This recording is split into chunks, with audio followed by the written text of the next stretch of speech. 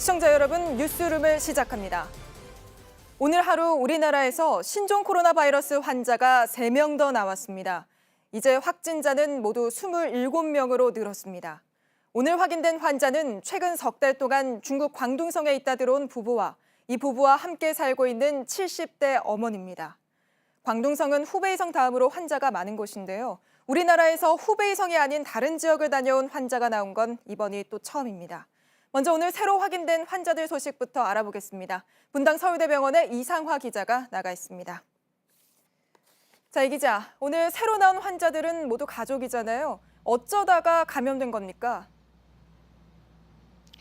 네, 이들 가족은 경기도 시흥시에 살고 있습니다. 어머니는 73살 한국인이고요. 아들 부부는 50대 한국인 남성과 30대 중국인 여성입니다. 먼저 어머니가 지난 6일 발열과 인후통이 있었고 어제 오후 선별진료소를 찾았습니다. 그리고 오늘 오전 확진 판정을 받았습니다. 이후 방역 당국에 의해 함께 살고 있는 아들 부부가 검사를 받았는데요.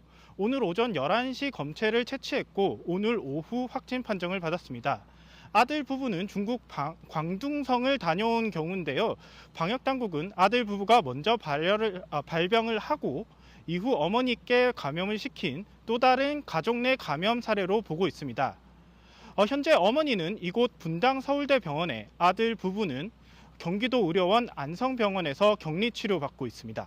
네, 그런데 감염이 된 사람, 그러니까 이 어머니가 아들 부부보다 먼저 확진 판정을 받았죠.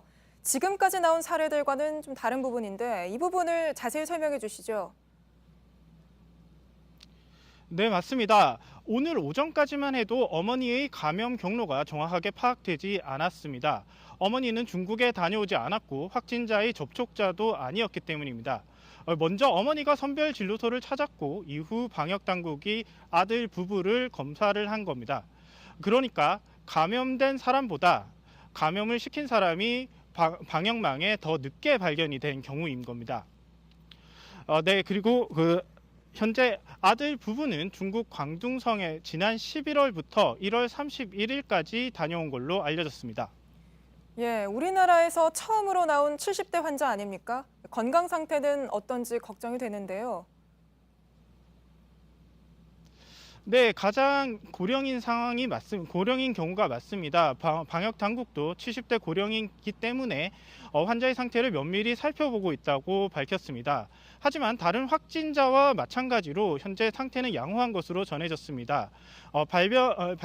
발열이 조금 있었는데요. 현재는 지금 열이 내린 상태로 전해졌습니다. 예, 분당 서울대병원에서 이상화 기자였습니다.